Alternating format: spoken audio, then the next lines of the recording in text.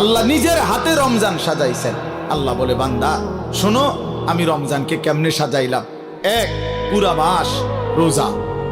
2, প্রতিদিন ইফতার। 3, প্রতিদিন সাহারি। 4, প্রতিদিন 20 রাকাত তারাবি। 5, শেষ দশকে এতেকাফ।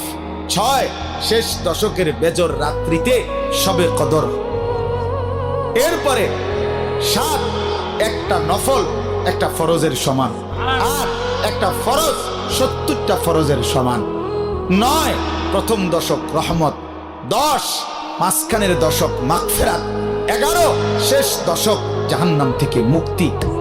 আল্লাহ বলেন, জান্নাতের দরজা খুলে দিলাম, জাহান্নামের দরজা বন্ধ করে দিলাম, সমস্ত শয়তানগুলোকে শেকলে বন্দী করে দিলাম, চারিদিক দিয়া গোলাইয়া সব গুছাইয়া বান্দা রাস্তা কেবল একটাই খোলা, দরজা